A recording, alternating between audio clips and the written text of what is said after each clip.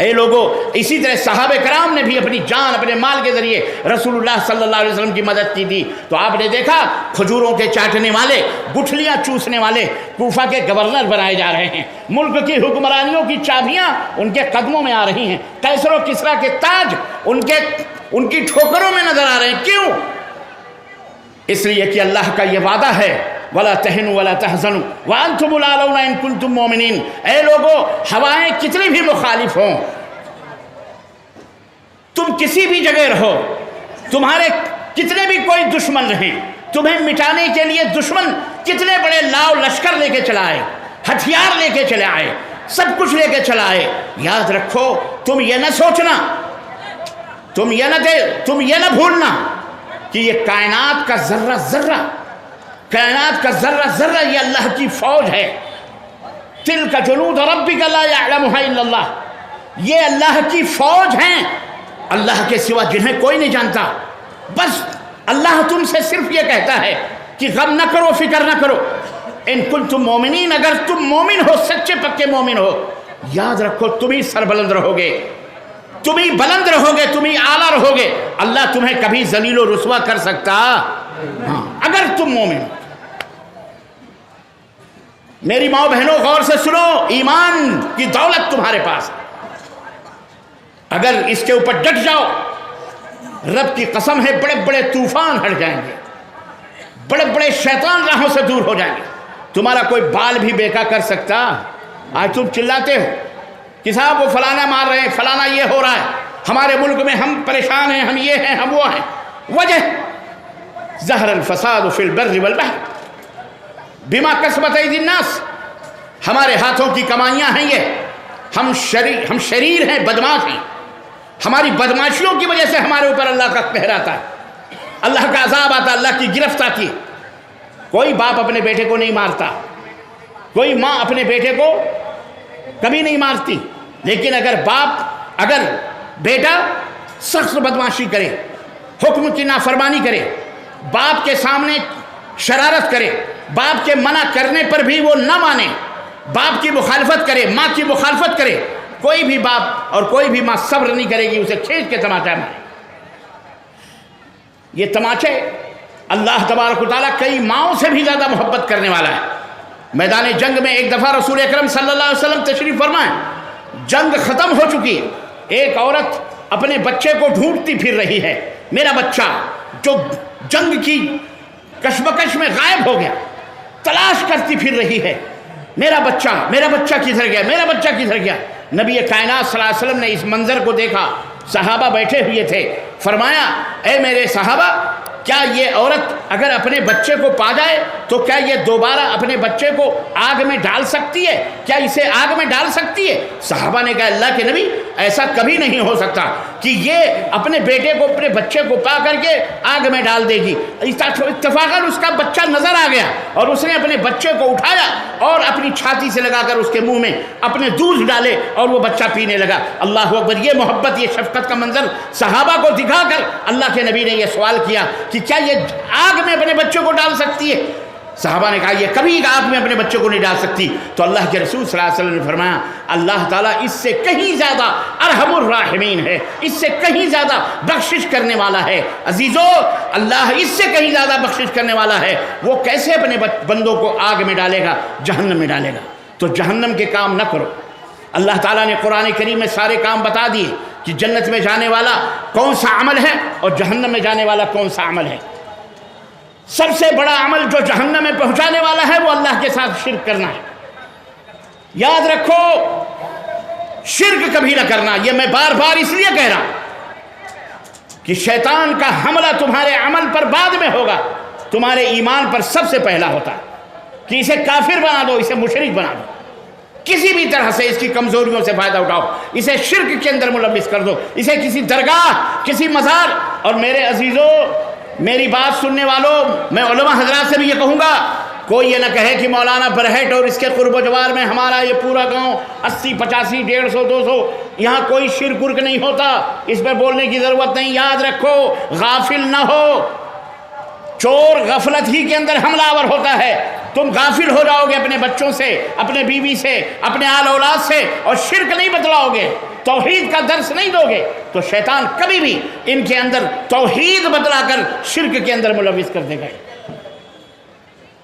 کہے گا یہ بھی دین ہے، یہ بھی دین ہے۔ جیسے آج دیکھ رہے ہو آپ، درگاہ پہ جانا بھی دین ہے، چادر چڑھانا بھی دین ہے، وہاں سجدے کرنا بھی دین ہے، قوالیاں گانا بھی دین ہے، بھنگڑے ڈالنا بھی دین، بتایا جا رہا نہیں بتایا جا رہا؟ اور جو اس کی مخالفت کرے کہتے ہیں کہ یہ بد دین ہے، یہ بد مذہب ہے، یہ وہابی ہے، یہ فلانی ہے، یہ ڈھکانی ہے کہ نہیں ہے؟ یہ کون بتلا رہا؟ ہمارے ہی مسلمان ہیں، کلمہ پڑھنے والے لوگ ہیں، ہم انہیں مسلمان کہتے ہیں، وہ کہتے ہیں ہم تو تم کو مسلمان بھی نہیں سمجھتے۔ استغفر اللہ۔ کیوں؟ انہوں نے بے دینی کو دین کیا سمجھ رکھا ہے؟ شیطان نے ان کے وَزَيَّنَ لَهُمُ الشَّيْطَانُ وَأَعْمَالُهُمْ، اللہ نے، شیطان نے ان کے عمل کو ان کی نگاہوں میں مزین کر دیا۔ یہ شعبان کا مہینہ ہے، 15 شعبان، شاید آج 15ویں رات ہے شعبان، آپ کو پتہ بھی نہیں ہے، آج 14 شعبان ہے، کل 15 شعبان ہے، یہ 15ویں شعبان ہے، شب برات ہے۔ یہ کون سی رات ہے؟ ہاں، جس کو شبھ رات بھی کہتے ہیں، شاید آپ لوگ نہیں جانتے کہ جانتے ہیں؟ شبھ رات کے حلوے کھائے ہو؟ نہیں کھائے ہو؟ اللہ کبھی کھانے کی توفیق بھی نہ دے، بولو آمین۔ ہم نے کہاں سے یہ شیطانی فعل یاد دلا دیا آپ کو؟ اس لیے یاد دلا دیا کہ یہ بھی یاد رکھو، تاکہ تمہارے ناتے دار، رشتہ دار، آزو بازو، خاندان، یہ وہ الا بلا سے، ہماری مائیں بہنوں سے زیادہ، ارے یہ بہت مقدس رات ہے شب برات، بڑی پاکیزہ رات ہے، اس میں تو تمام گنہگار معاف کر دیے جاتے ہیں، فلاں ہوتا ہے، چلو مردوں کو بلانے جاتے ہیں۔ آج کی رات میں ہمارے ہندوستان، پاکستان، بنگلہ دیش کے مسلمان پیٹرو میکس لے کر قبرستان جاتے ہیں، اگربتیاں سلگاتے ہیں، پھول وہاں قبروں پہ جھاڑو مارتے ہیں، قبر پہ مٹی چڑھاتے ہیں، وہاں مٹکے پانی بھر بھر کے رکھتے ہیں، گھروں کے اندر حلوے بنائے جاتے ہیں، یہ سوجی، یہ میدے کا حلوہ ہے، یہ چنے کا حلوہ ہے، یہ آٹے کا حلوہ ہے، یہ چاول کا حلوہ، پتہ نہیں 10 قسم کے حلوے بنائے جاتے ہیں۔ مولوی صاحب کو بلایا جاتا ہے، اس کے اوپر میاں میاں ہوتا ہے، فاتحہ دلائی جاتی ہے، اور پھر اس کو لوگوں میں تقسیم کیا جاتا ہے، اس کو حضرت اویس قرنی کے نام سے باقاعدہ ایصال ثواب کیا جاتا ہے، استغفر اللہ۔ اور یہ عقیدہ رکھا جاتا ہے کہ یہ رات وہ رات ہے کہ جس میں اللہ نے اویس قرنی کے لیے جنت سے حلوہ بھیجا تھا۔ اویس قرنی کون ہے، کیا ہیں، یہ پوری ایک کہانی ہے، شیطان کی آنت ہے، یہ تمام سب بکواس ہے، یہ تمام سب کیا ہے؟ بکواس ہے۔ آج کی رات پٹاخے پھوڑے جاتے ہیں، الحمدللہ آپ حضرات تو ایک دینی مجلس میں بیٹھے ہو، لیکن آج مسلمانوں کے یہاں جا کے دیکھو باقاعدے پٹاخے، پتہ نہیں کیا کیا شب برات کے پٹاخے پھوڑے جاتے ہیں، چراغ جلائے جاتے ہیں، اور کیا کیا کیا جاتا ہے، حالانکہ یہ اسلام کے اندر اس کا کہیں وجود بھی نہیں، کہیں اتا پتہ نہیں۔ اسی کو بدعت کہا جاتا ہے، اس کو کیا کہا جاتا ہے؟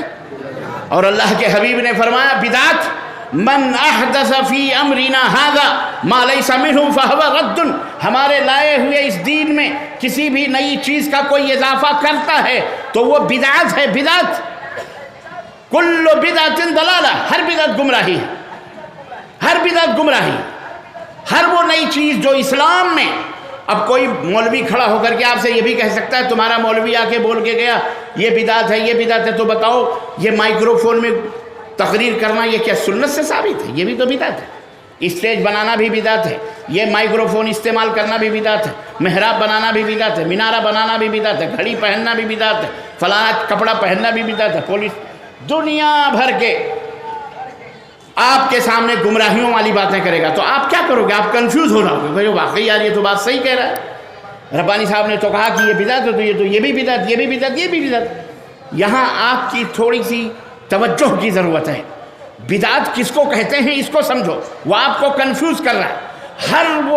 ہر وہ کام جسے دین سمجھ کر کے کیا جائے، کیا سمجھ کر کے؟ بول، دین سمجھ کر کے۔ آپ نے جو گھڑی پہنی ہے دین سمجھ کر کے پہنی ہوئی ہے، بولو۔ یہ مائکرو فون میں جو ہے یہ دین سمجھ کر کے ہم استعمال کر رہے ہیں، یہ کرسی پہ بیٹھے ہیں دین سمجھ کر کے بیٹھے ہوئے ہیں، آپ ٹرین سے سفر کر رہے ہو دین سمجھ کر کے کر رہے ہیں۔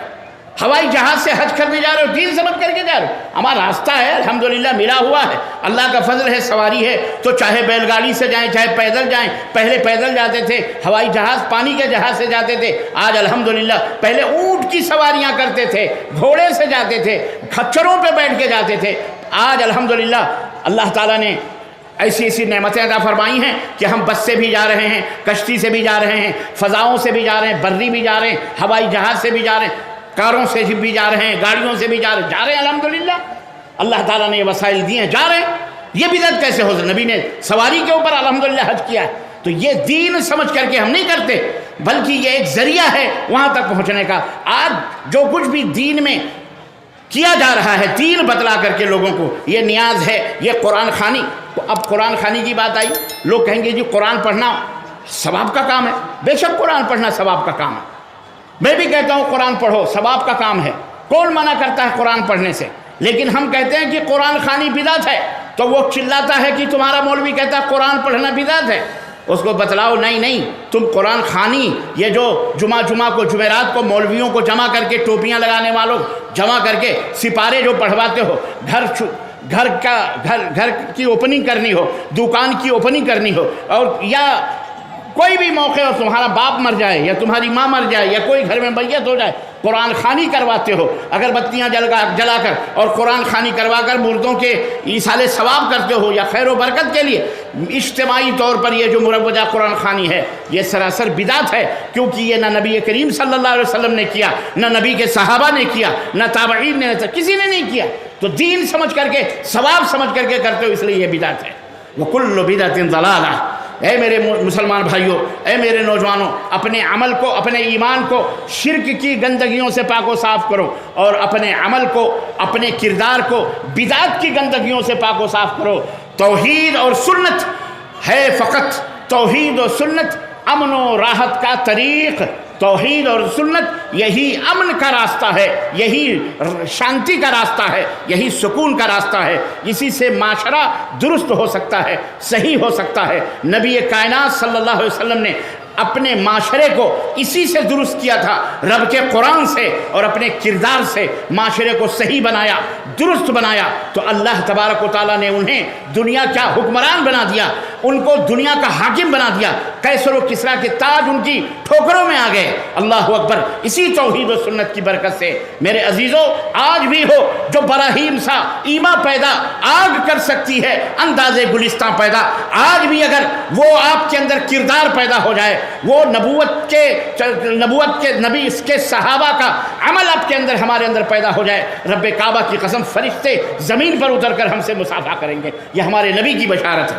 اس لیے آج اگر امن چاہتے ہو، راحت چاہتے ہو، دولت چاہتے ہو، سکون چاہتے ہو، بیماریوں سے نجات چاہتے ہو، دنیا کی اعلیٰ بلاؤں سے نجات چاہتے ہو، اے مسلمانوں، اے میرے دوستوں، اور اے میرے وطن کے تمام لوگوں، برادران وطن کو بھی میں مخاطب کر کے کہہ رہا ہوں، واللہ اگر تم امن چاہتے ہو تو اپنے مالک پروردگار کی عبادت و بندگی کرو، اپنے مقصد زندگی کو نہ بھولو، اللہ کی عبادت و بندگی کرو، رب کے قرآن کو پڑھو، سمجھو، اس کو اپنے زندگی کے اندر ڈھالو. انشاءاللہ تعالی من یطع اللہ ورسولہ فقد فاز فوزا عظیما.